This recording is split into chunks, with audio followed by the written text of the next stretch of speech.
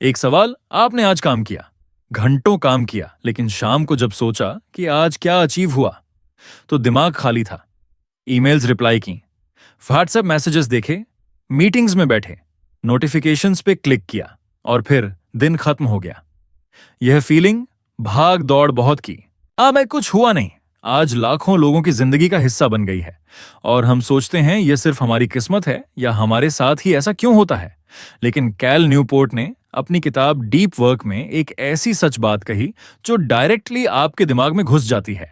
उन्होंने कहा, मसला यह नहीं कि तुम मेहनत नहीं करते, मसला यह है कि तुम गलत तरीके से काम करते हो। डीप वर्क ये सिर्फ एक किताब का नाम नहीं, ये एक ऐसा तरीका है जिससे दुनिया के टॉप परफॉर्मर्स काम करते हैं। और आज इस वीडियो में हम समझेंगे कि आप इस तरीके को अपनी जिंदगी में कैसे यूज कर सकते हैं। इस वीडियो में हम 6 टॉपिक्स कवर करेंगे और आखिरी टॉपिक में कैल न्यूपोर्ट का वह प्रैक्टिकल गाइड है जो आपको एक ऑर्डिनरी इंसान से एक फोकस्ड, ये प्रोडक्टिव और सक्सेसफुल इंसान बनाने का डायरेक्ट रास्ता दिखाता है। तो एंड तक जरूर बने रहें।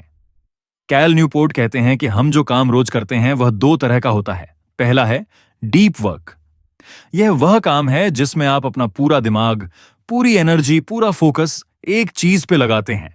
कोई डिस्ट्रैक्शन नहीं, कोई नोटिफिकेशन नहीं, बस आप और आपका काम। दूसरा है शैलो वर्क। ये वह चीजें हैं जो बिजी तो रखती हैं लेकिन असल में कोई बड़ी वैल्यू नहीं देती। Emails, WhatsApp replies, random meetings, social media, ये सब शैलो वर्क है। न्यूपोर्ट कहते हैं ज्यादातर लोग अपनी पूरी जिंदगी शैलो वर्क में गुजार देते हैं। वह बिजी रहते हैं लेकिन प्रोडक्टिव कभी नहीं होते। ये बात इस तरह समझें, एक स्टूडेंट है जिसका इम्तिहान आने वाला है। वह दिन भर बुक्स खोली रखता है, टेबल पे बैठा रहता है, लेकिन फोन भी साथ है। एक बार चैप्टर, एक बार रील, एक बार स्टेटस। रात को वह कहता है, यार सारा दिन पढ़ा, लेकिन इम्तिहान में रिजल्ट सब बता देता है। वह टेबल पे था, दिमाग कहीं और था। यही शैलो वर्क की कहानी है। लेसन, बिजी रहना और प्रोडक्टिव रहना ये 2 अलग चीजें हैं। डीप वर्क वह है जिसका नतीजा हमेशा नजर आता है।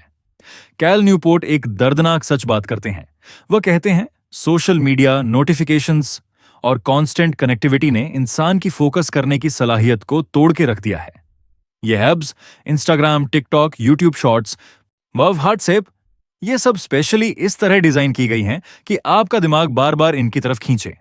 ये एक्सीडेंट नहीं, ये एक डेलिब्रेट डिजाइन है। इन्हें बनाने वालों का एक ही काम है, आपका ध्यान पकड़ के रखना।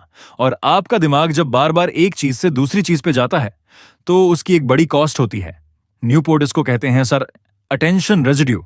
मतलब जब आप एक काम छोड़ के दूसरा करते हैं तो पहले काम का ख्याल अभी भी आपके दिमाग में रहता है और इस वजह से दूसरा काम भी ठीक से नहीं होता।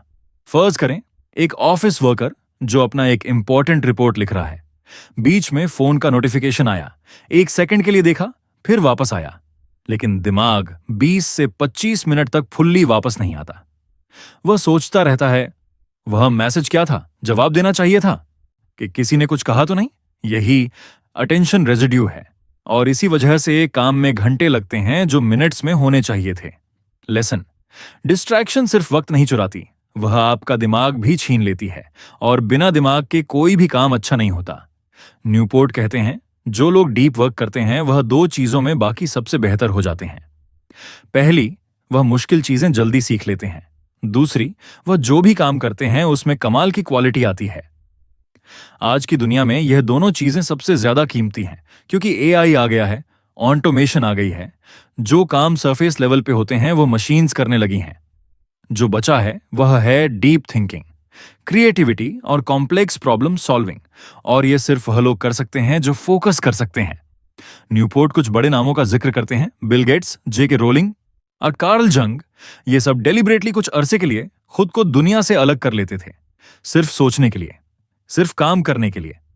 इस बात को इस तरह देखें, 2 इंजीनियर्स हैं, दोनों ने सेम यूनिवर्सिटी से डिग्री ली, दोनों को सेम सैलरी मिलती है, लेकिन एक इंजीनियर रोज अपना कुछ फोकस्ड स्टडी करता है, नए टूल्स सीखता है, प्रॉब्लम सॉल्व करता है बिना डिस्ट्रैक्शन के।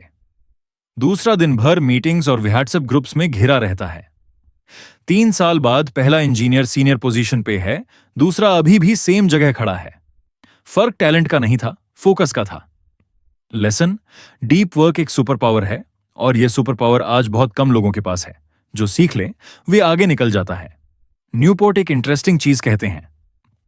वह कहते हैं डीप वर्क खुद नहीं होता, आपको इसके लिए अपनी जिंदगी डेलिब्रेटली डिजाइन करनी पड़ती है।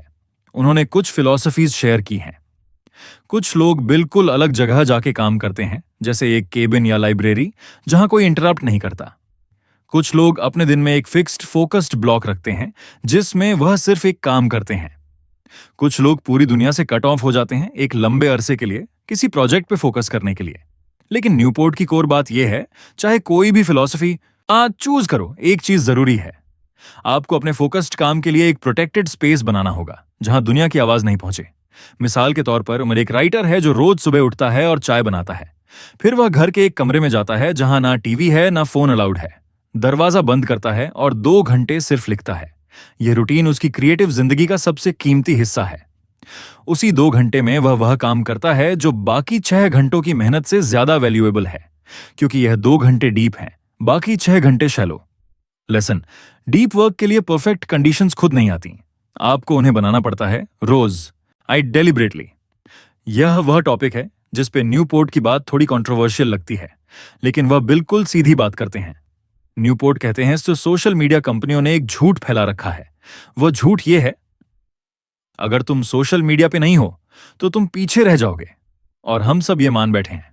वह कहते हैं इस बात को सीरियसली चेक करो, क्या सोशल मीडिया ने आपकी एक्चुअल जिंदगी बेटर की है? क्या उस पे जो वक्त गया उसका कोई रियल रिटर्न मिला? इस ज्यादातर जवाब होगा नहीं। न्यूपोर्ट यह नहीं कहते कि सोशल मीडिया बिल्कुल बंद कर दो।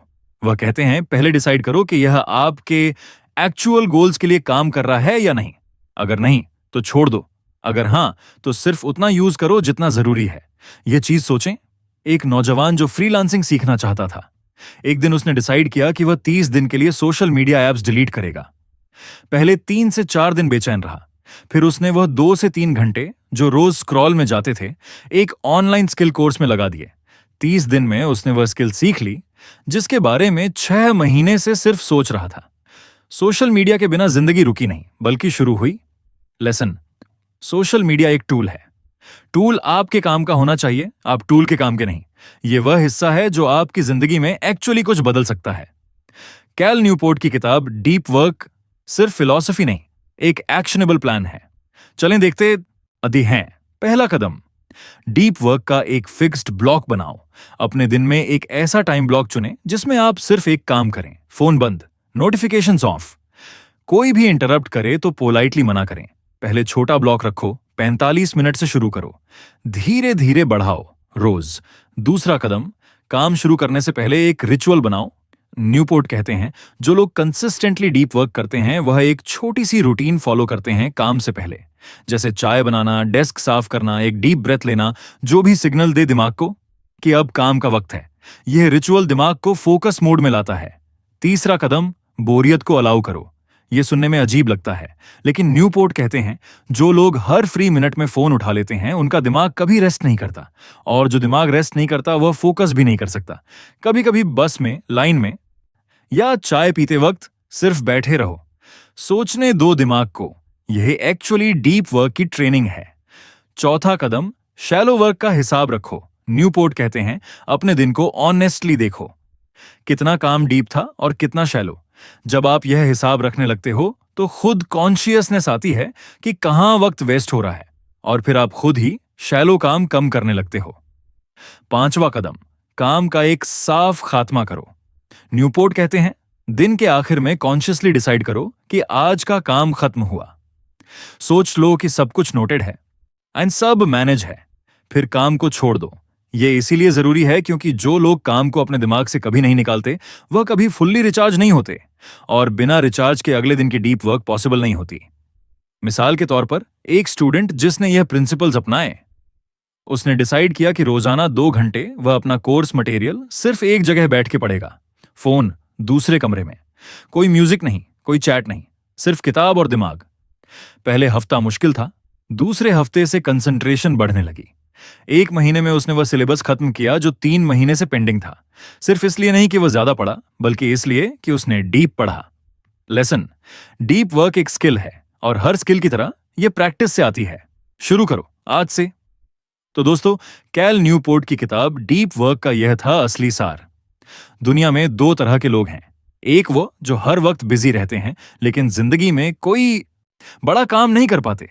दूसरे वह जो फोकस के साथ, डेप्थ के साथ काम करते हैं और अपनी फील्ड में सुपर ह्यूमन रिजल्ट्स निकालते हैं। फर्क टैलेंट का नहीं, फर्क फोकस का है। और यह फोकस आज के जमाने में एक रेयर चीज बनती जा रही है। जो इसको सीख ले वह बाकी सबसे आगे निकल जाता है। अब आपसे एक चीज चाहिए, नीचे कमेंट में बताओ, आपके लिए सबसे बड़ा डिस्ट्रैक्शन क्या है? क्या चीज है जो आपको फोकस्ड रहने नहीं देती? ऑनेस्टली बताओ, क्योंकि शायद आपका जवाब किसी और की भी मदद करे।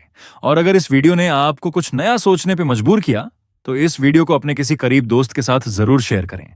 उन्हें भी इसका हक है। चैनल सब्सक्राइब करें, क्योंकि इस तरह की पावरफुल किताबों की समरीत हम बराबर लाते रहते हैं। मिलते हैं अगली वीडियो में, तब तक खुद का ख्याल रखें।